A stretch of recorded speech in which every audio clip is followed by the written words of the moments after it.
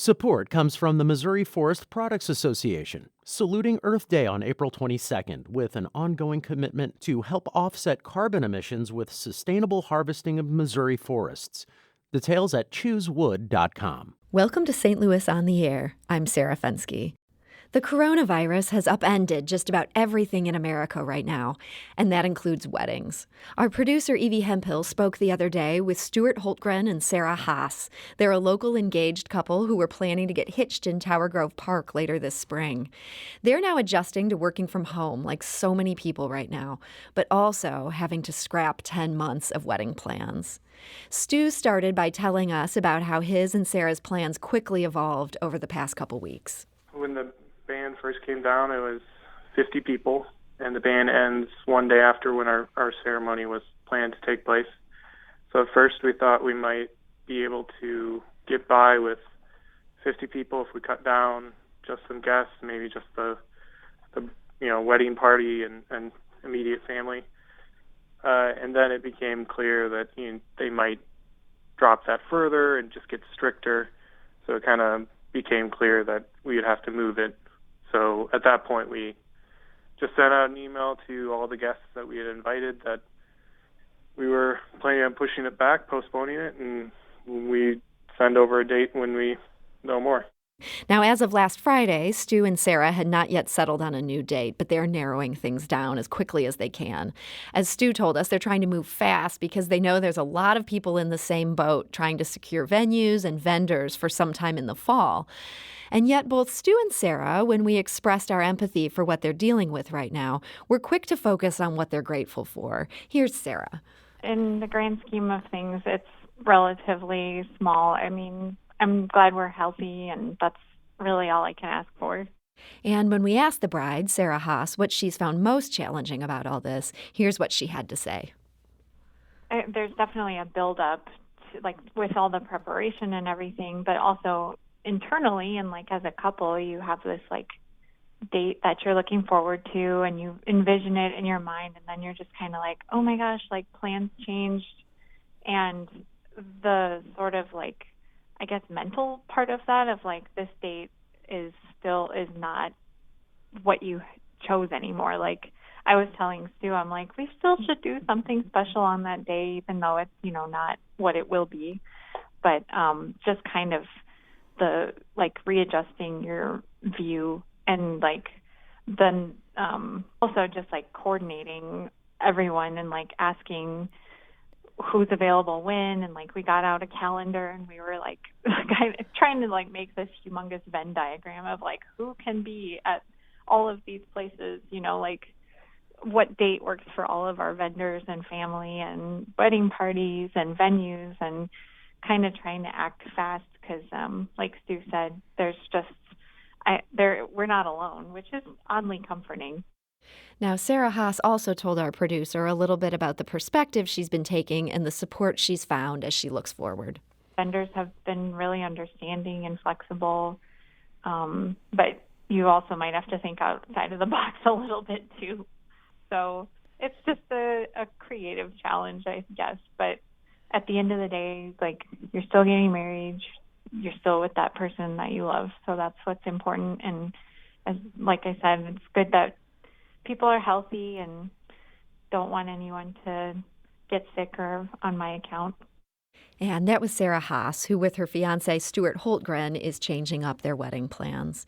And when it comes to thinking outside the box on weddings, my 3 guests today are aces. So whether you're trying to find a way to get hitched during a pandemic or just planning something a bit less expensive or more creative for when the moment passes, they have a lot of ideas. And so my first guest today is Carolyn Burke. She runs Elope in St. Louis. Carolyn, welcome to the show. Thank you. And what exactly is Elope in St. Louis? Well, it's a business that I've had for several years. It is for couples who want something affordable, simple, and unique. I started the business based on demand. Couples, in my opinion, when they plan weddings with me, they have a priority. And for that, it's that they want to be married. It may not be a budget. It is a budget concern, but it may not be.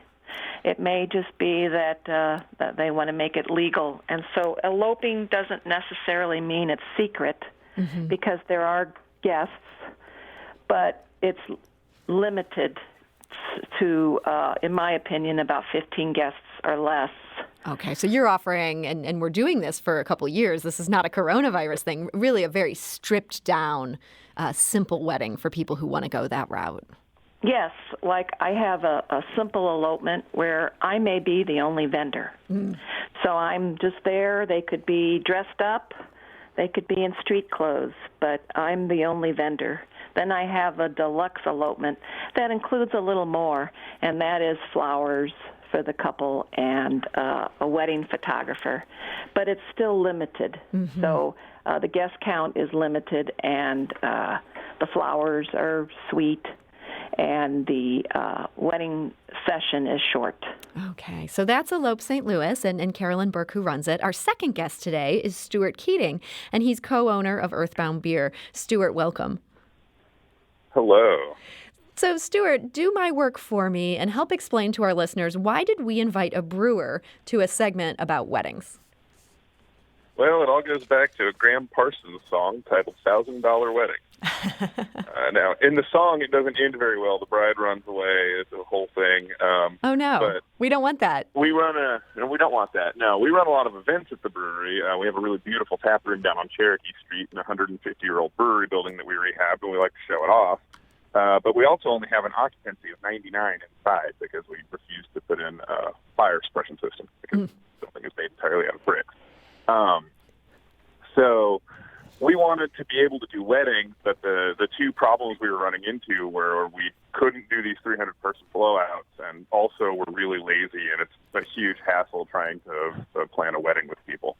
So I hit upon the idea one morning of doing $1,000 weddings. And it's $1,000. It's a package deal. You get 3 hours on a Sunday, so 7 p.m. to 10 p.m. on a Sunday. We provide a couple of bartenders. We provide an officiant, and we work with local vendors, Gooseberry's Restaurant, Bird and Barrel, Whisk, and Flowers to the People. So we provide flowers, cupcakes, some light appetizers, and a space and an officiant, and you get 3 hours. And that's all for $1,000? All of those things, or are the additional vendors are extra? Nope, that's all for $1,000. Wow, that's a deal. Yeah, our thinking on it was that it's, there are people that want to plan these really elaborate weddings, and there are people that don't really like planning parties, and they want something that they don't have to think about, that they don't have to spend very much money on. So it's $1,000. You fill out a questionnaire. You put your cash on the barrelhead, to quote another Graham Parsons song, and off to the races.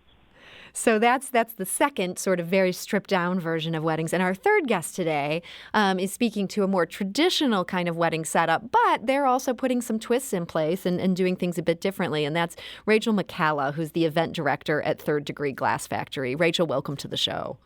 Hi, thank you for having me. So before we talk about some of the changes at Third Degree Glass Factory for weddings, I just wanted to check in on how you guys are doing. It's such a cool venue, and you guys do so many events there, and I'm sure the coronavirus has just upended those plans. How are you doing right now as an organization?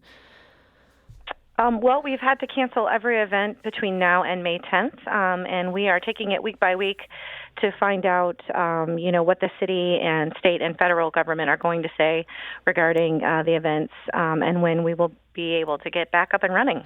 And how are brides and grooms taking that when you're like, hey, your special day is not going to happen in this multi-week period?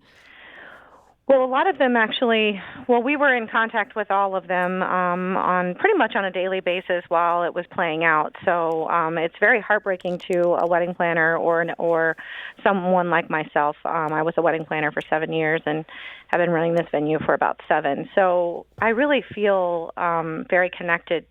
Definitely to the bride and groom that you actually played the bit from. Mm-hmm. A lot of them are definitely, of course, they're upset. Some have been planning for more than a year, but what they really focus on is that it's more important that their friends and family stay healthy. And that has been a really kind of a bright light at the end of the tunnel. And Third Degree is allowing all of our clients to, and almost all of the vendors in St. Louis, we're allowing all of our clients to reschedule so that they can try again. So people aren't out the fees or whatever they've already put down? No, I haven't heard of any venue or vendor in St. Louis, and we're all very connected.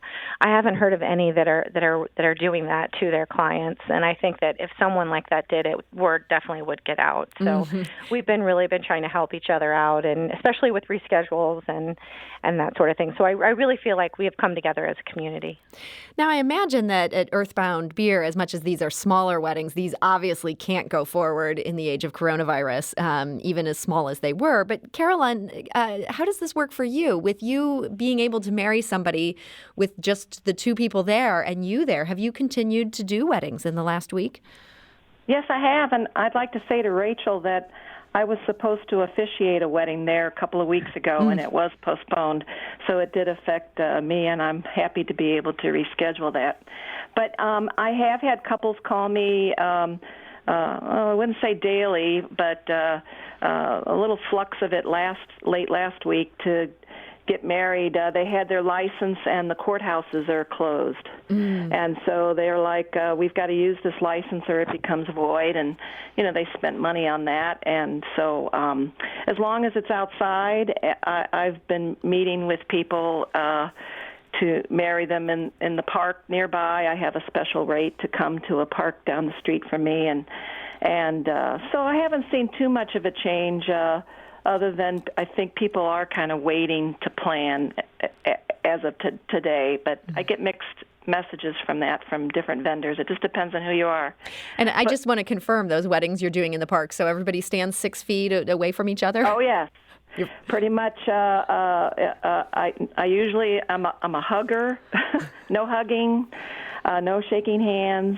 The only thing I handled of theirs is the paperwork, but I'm wearing gloves, filling it out. I don't need witness signatures, so that's good. And when I get home, it sits for a while before I touch it again. So okay, so you really are using best practices here. Yeah, my sister was telling me to spray the paper, but I read on the internet that if you wait several hours, the paper is porous and germs don't stick very long. So, but yeah, I'm taking it seriously because I don't know them. They're, that's not really the main reason, but. So looking forward, they don't know me. Looking forward, I think the hardest question for people is we just don't know how long this kind of mandated social distancing is going to go on. Stuart, are people trying to book for, say, late May, June at this point, or are people looking further down the road?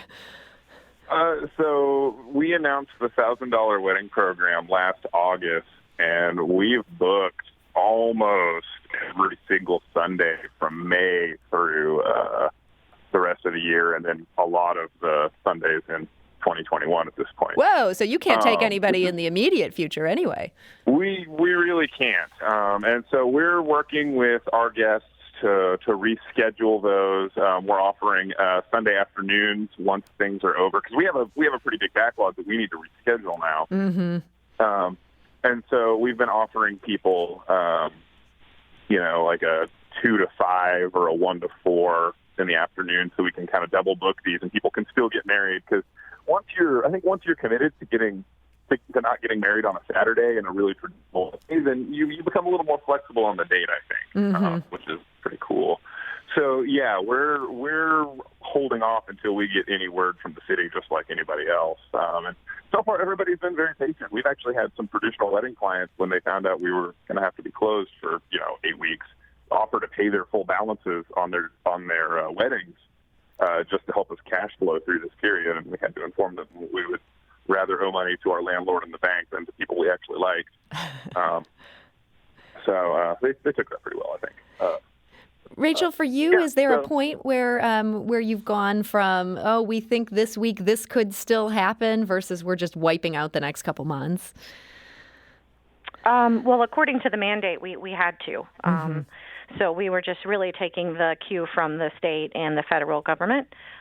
So we have canceled all of our events through May 10th, and then I'm assuming we're going to get more information as we get closer to that date. Okay, that makes sense. Well, I did want to make sure to talk about some of the things Third Degree Glass Factory had put in place, and we were planning to talk about this before the whole coronavirus thing, and I think it's still a valid topic for the minute that things resume on the social circuit, and that is that you guys are doing green weddings and sustainable events. So what are some practices and policies that go into that?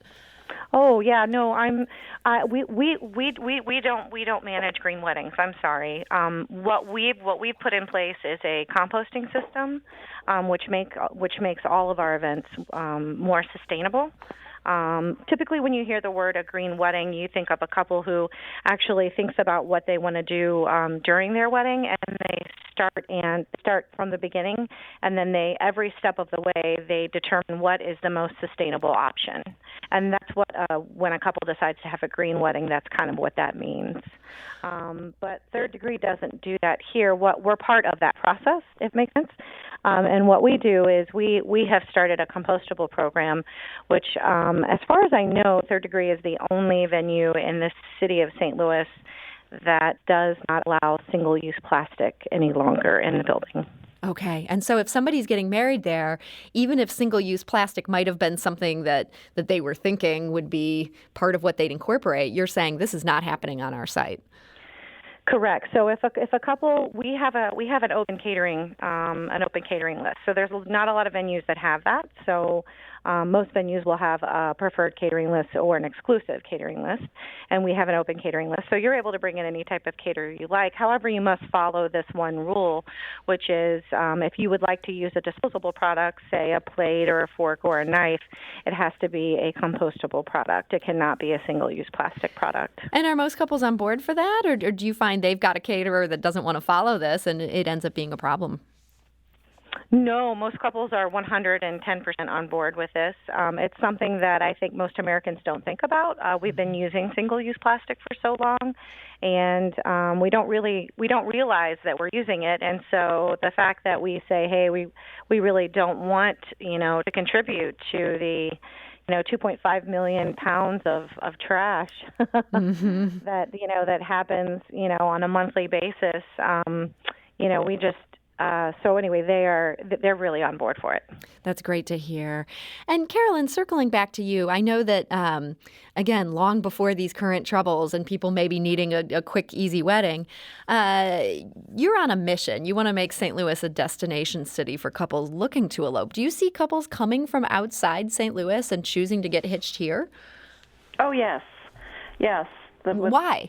That's the business name, Elope in St. Louis, is, what makes it kind of neat is Missouri has some really cool rules, and that is, first of all, when you apply for your license, it's good instantly.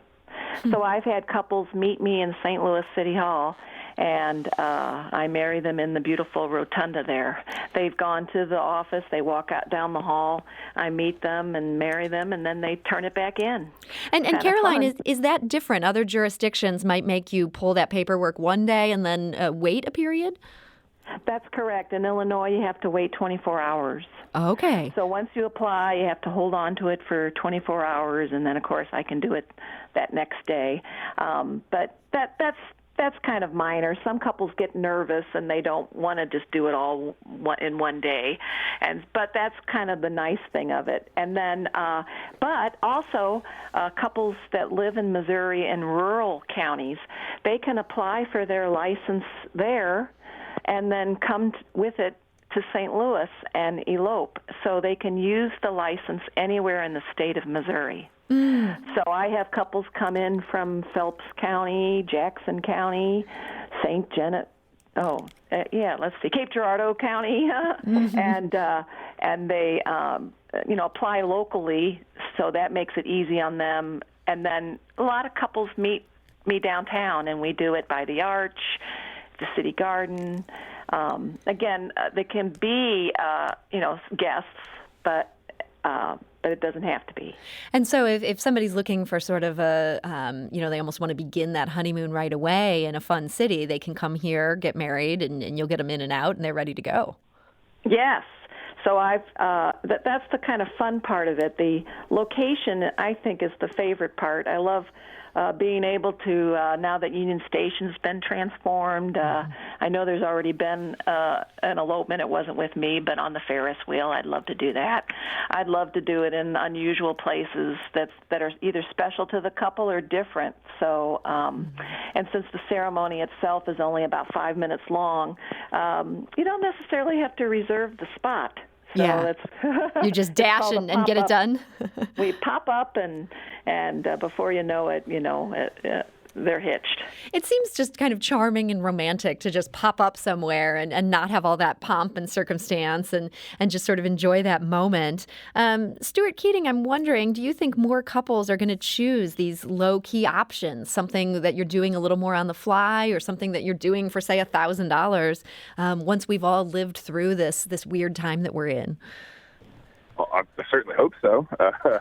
I think that we're not just seeing a biological crisis, a pandemic, but we're also going to see a really large economic crisis as part of it. The 2 or 3 remaining peg legs propping up the entire structure of global capitalism are about to collapse. So I think, low-cost wedding options that are extremely high value that support local businesses are going to be very in vogue. Well, Stuart, I like this idea of we're going to support local businesses, but I have to say complete global collapse is kind of a downer, so I'm going to not root for that. It's only a downer if you're rich. Okay, well, I guess I have nothing to fear then. Rachel, what's your sense? Do you think once we come out of this, people are going to be really ready to just celebrate something again? I hope so, since I'm in this industry. But yes, I hope they are going to be ready to celebrate. And we do. Most of our clients have expressed interest in rescheduling for sure. Do you think we're going to see a bunch of COVID-19 babies 9 months from now, or just maybe a huge flux of weddings coming a year from now or 9 months from now as people use this time to grow closer and get engaged? Maybe. Carolyn, any thoughts on that? Yeah, there's a possibility. I always kind of giggle when I see children as ring bearers and flower girls. I've gotten used to it, but it's usually a title you see for a niece or nephew or cousin or kid's friend, a friend's kid. I mean, but yeah. So having the children involved in the ceremony is special. Mm-hmm. Well, whether or not we're looking at a complete collapse of our system, it's good to know weddings are always going to go on, and it's great to hear about all the options that y'all are offering. So, Carolyn Burke of Elope St. Louis, thank you so much for joining us today. My pleasure. And Stuart Keating of Earthbound Beer, thank you for joining us. All power to the workers. And Rachel McCalla of Third Degree Glass Factory, thank you so much for joining us today. Thanks so much for having me. St. Louis on the Air is a production of St. Louis Public Radio, 90.7 KWMU. Thank you for listening. I'm Sarah Fenske. Put you to bed when you've had too much to drink. Or I could be the man who grows old with you. I wanna grow with you. Support comes from the Missouri Forest Products Association, saluting Earth Day on April 22nd with an ongoing commitment to help offset carbon emissions with sustainable harvesting of Missouri forests. Details at choosewood.com.